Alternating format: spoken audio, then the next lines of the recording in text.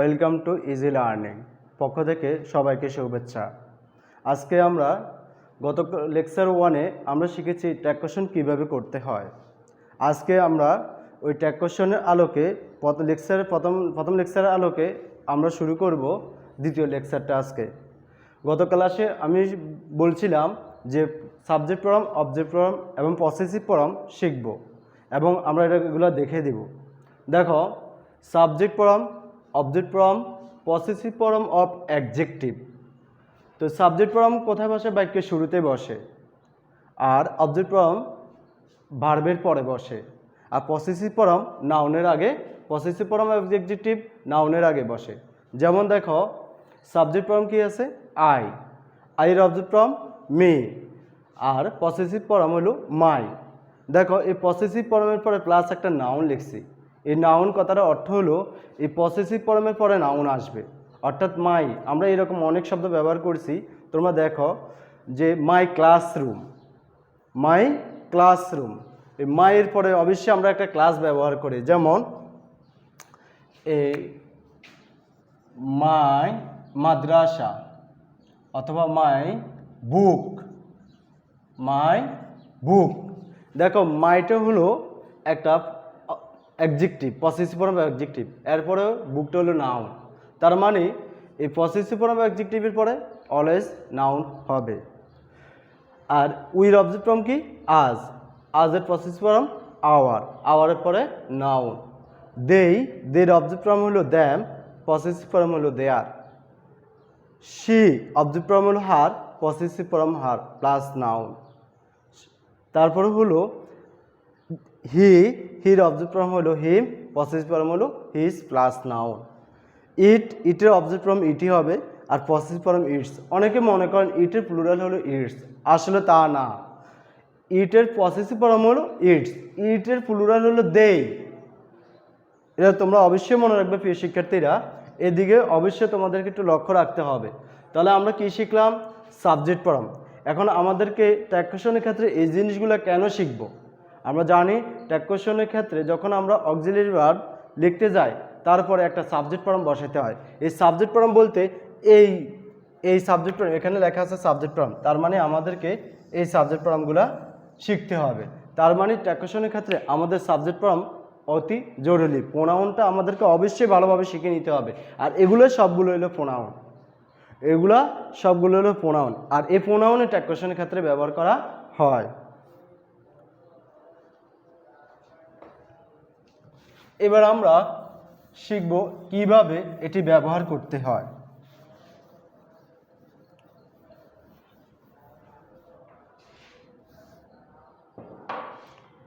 দেখো, আমি আগে শুরু করার আগে কিছু প্রোনাউন তোমাদেরকে শিখিয়ে দিচ্ছি। যেমন এভরিবডি যদি লেখা থাকে, এভরিবডি, সাম বডি, এভরিবডি, সামবডি, এনিবডি, অর্থাৎ এরকম যদি উল্লেখ থাকে তাহলে প্রোনাউন হবে দেই।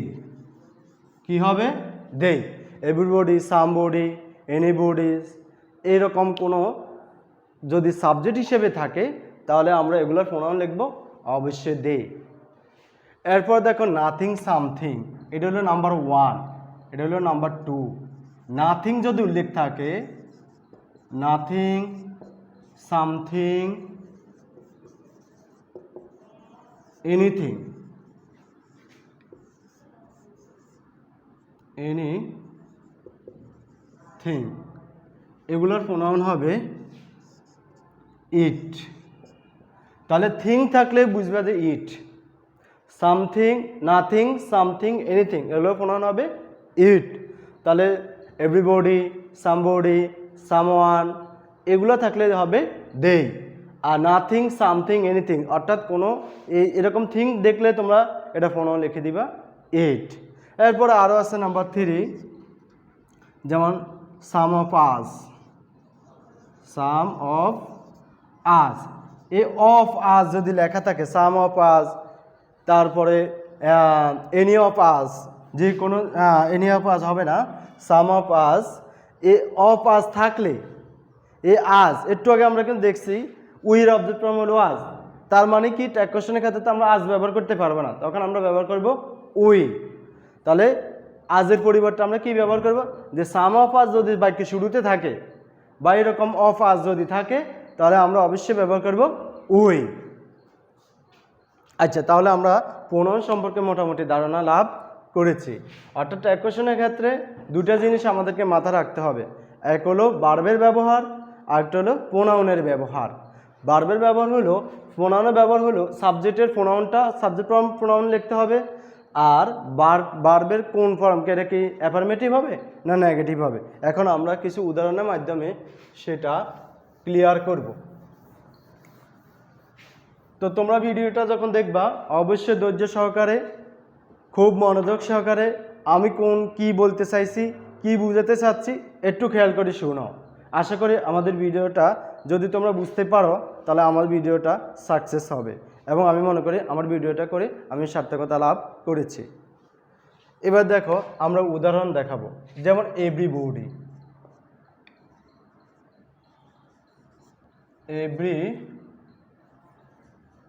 everybody loves, everybody loves her,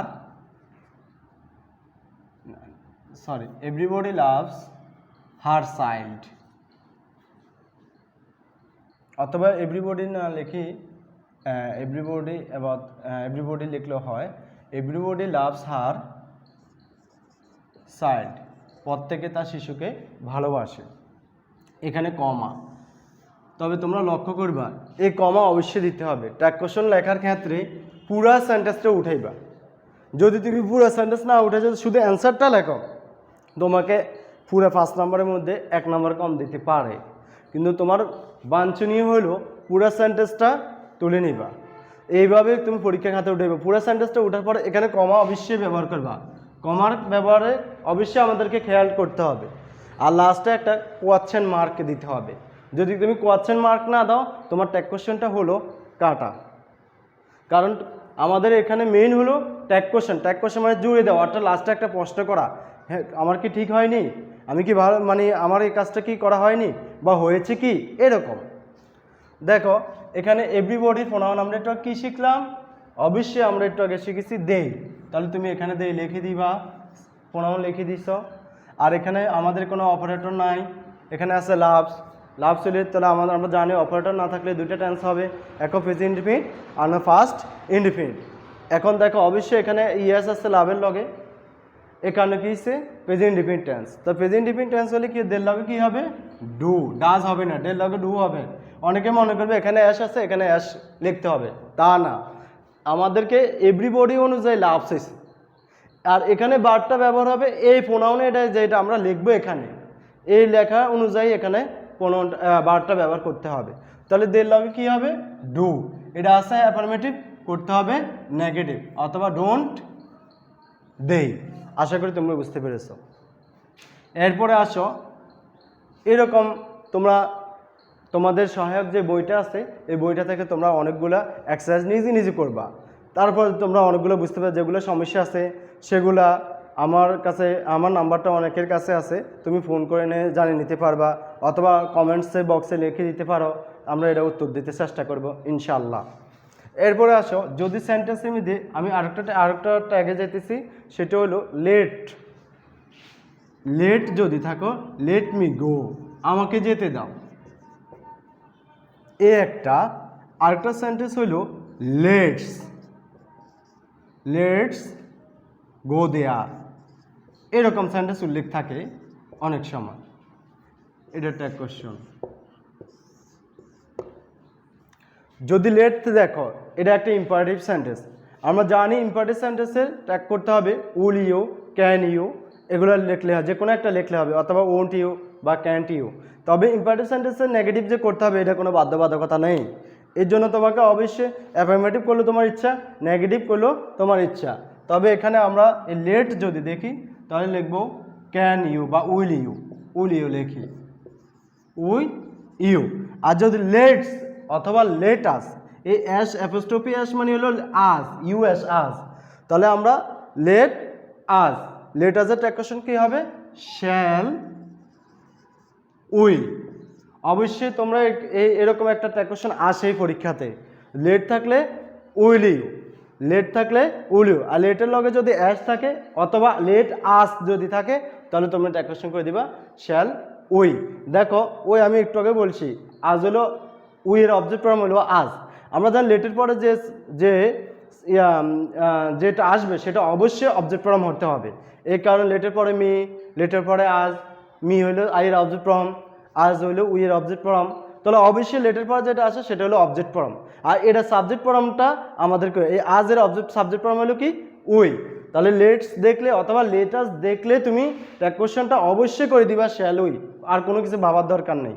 তুমি লেটস অথবা লেটাস দেখলেই অবশ্যই কোশ্চেন শ্যাল উই লিখে দিবা। আর যদি অ্যাস না থাকে বা আজ লেখা না থাকে তাহলে অবশ্যই উইল ইউ লিখে দিবা। এবার আসছে কোশ্চেন আরও আছে ইম্পারেটিভ সেন্টেন্সের কোশ্চেন, সেটা হলো যেমন ডু দ্য সাম, অঙ্কটি করো, ডু দ্য সাম অঙ্কটি করো। এই সেন্টেন্সটা ইম্পারেটিভ সেন্টেন্স। কীভাবে বুঝবো? আমরা জানি ট্যাগ কোশ্চেন ইন্টারগেটিভ সেন্টেন্সটাই হয়, কিন্তু ইন্টারগেটিভ সেন্টেন্সে আবার ট্যাগ কোশ্চেন হয় না, এটা মনে রাখতে হবে। তাহলে আমরা জানি যে অক্সিলারি ভার্ব দিয়ে যেটা শুরু হয় বা মূল ভার্ব দিয়ে যেটা শুরু হয় সেটা হলো ইম্পারেটিভ সেন্টেন্স। ইম্পারেটিভ দুটা সেন্টেন্স ভার্ব দিয়ে শুরু হয়, একটা হলো ইন্টারগেটিভ আর একটা ইম্পারেটিভ। তবে ট্যাগ কোশ্চেনের ক্ষেত্রে যদি ভার্ব দিয়ে কোনো সেন্টেন্স শুরু হয় তাহলে বুঝতে হবে এটা হলো ইম্পারেটিভ সেন্টেন্স। তাহলে আমরা ইম্পারেটিভ সেন্টেন্সে অবশ্যই একটু আগে আমরা শিখছি যে উইল ইউ অথবা ক্যান ইউ লিখে দিতে পারো। তবে অবশ্যই মনে রাখবা এটা তুমি ফুল সেন্টেন্সটা উঠাইবে এবং লাস্টে কোশ্চেন মার্ক দিতে হবে। যদি তুমি কোশ্চেন মার্ক না দাও তাহলে তোমার ট্যাগ কোশ্চেন হলেও কিন্তু কাটা হবে, এটা অবশ্যই খেয়াল রাখবা। এটা তোমরা বাসাত বসে বসে তোমাদের সহায়ক বই থেকে এই আলোকে তোমরা অনেকগুলো এক্সারসাইজ নিজে নিজে করবা। যেটা না পারবা সেটা কমেন্টসে জানিয়ে দাও এবং আমরা কমেন্টসে উত্তর দিতে চেষ্টা করব, অথবা আমার নাম্বার সবার কাছে আছে, আমার নাম্বারটা সবার কাছে আছে, আমি ফোন করলেও জানিয়ে দিতে পারবো, কোনো সমস্যা নাই। এরপরে আসো, তাহলে আমরা এভরিবডি প্রোনাউন কি শিখলাম? দে, এভরিবডি, নোবডি, সামবডি, এরকম কোনো যদি এভরিযুক্ত কোনো বা কোনো যে ওয়ার্ড দেখো তাহলে এটা অবশ্যই প্রোনাউন করে দিবা দেই। আর দের লগে আমরা জানি ডাজেন্ট কখনো হবে না, ডোন্ট অথবা ডিডেন্ট। ফার্স্ট টেন্স হলো ডিডেন্ট, প্রেজেন্ট টেন্স হলো ডোন্ট। তারপরে হলো লেটযুক্ত সেন্টেন্সেস উইল ইউ, লেটাস থাকলে বা লেটস থাকলে শ্যাল উই। তারপর ইম্পারেটিভ সেন্টেন্স থাকলে উইল ইউ অথবা ওন্ট ইউ। ইম্পারেটিভ সেন্টেন্স কীভাবে বুঝবা? সেটা হলো কোনো ভার্ব দিয়ে যদি কোনো সেন্টেন্স শুরু হয় ট্যাগ কোশ্চেনের ক্ষেত্রে বুঝবে এটা নির্ঘাত ইম্পারেটিভ সেন্টেন্স, আর ট্যাগ করে দিবা উইল ইউ অথবা ক্যান ইউ। এরপরে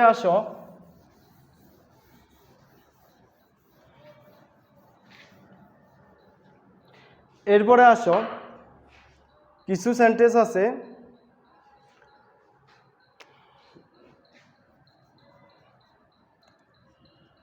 সিনড্রোমস, আর তোমাকে বুঝতে হবে নেগেটিভ। কিছু ওয়ার্ড আছে যে ওয়ার্ডগুলো সেন্টেন্সের মধ্যে দেখলে তুমি যেন বুঝতে পারো এটা নেগেটিভ, যেমন সেলডম,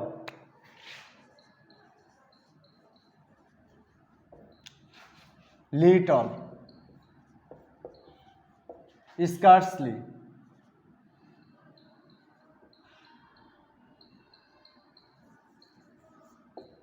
হার্ডলি। এগুলো দেখলে অবশ্যই বুঝতে হবে সেন্টেন্সটি নেগেটিভ আছে। কোনো সেন্টেন্সের মধ্যে সেলডম, লিটল, স্কার্সলি, হার্ডলি এরকম আরও অনেক ওয়ার্ড আছে যে তোমাদের সহায়ক বইতে উল্লেখ আছে, আমি অল্প কয়েকটা উল্লেখ করে দেখাই দিলাম। যে সেন্টেন্সের মধ্যে সেলডম দেখলে, লিটল দেখলে, তারপরে হলো স্কার্সলি দেখলে, হার্ডলি দেখলে সেন্টেন্সটা নেগেটিভ। আমি একটা উদাহরণের মধ্যে বুঝা দিচ্ছি, সেটা হলো it has hardly rained in summer.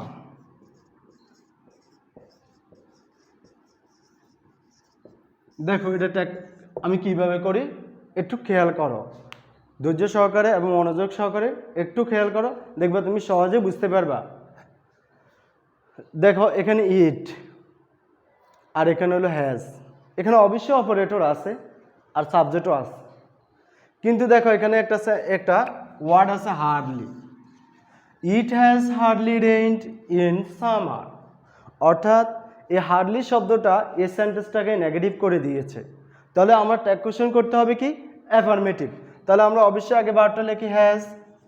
এখানে কি হ্যাজেন্ট হবে না, কেননা হার্ডলি নেগেটিভ নির্দেশ করেছে, এই জন্য আমরা কি করতে হবে এটা অ্যাফার্মেটিভ করে দিতে হবে। তাহলে এখানে সাবজেক্ট ফর্ম কি আছে ইট, তাহলে হ্যাজ ইট। আশা করি তুমি বুঝে গেছো। এরকম যদি এরকম অনেকগুলো ওয়ার্ড আছে যদি দেখো তাহলে এটা নেগেটিভ অর্থ প্রকাশ করবে, অবশ্যই তুমি ট্যাগ কোশ্চেন করে দিতে হবে অ্যাফার্মেটিভ।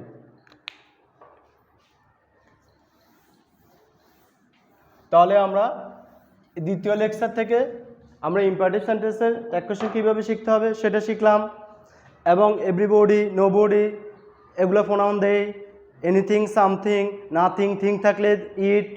তারপরে হলো আমরা জানি ইম্পারেটিভ সেন্টেন্সের ট্যাগ কোশ্চেন করতে উইল ইউ, লেটস থাকলে শ্যাল উই, তারপর শুধু লেট থাকলে হবে উইল ইউ। আশা করি তোমরা এই ভিডিওটার মাধ্যমে তোমরা ট্যাগ কোশ্চেনে অনেক ধারণা লাভ করতে পেরেছো। আজকে এই পর্যন্ত শেষ। আমার পরবর্তী লেকচার থেকে দেখার জন্য সবাইকে স্বাগতম। আসসালামু আলাইকুম রহমতুল্লাহি ওয়া বারাকাতুহু।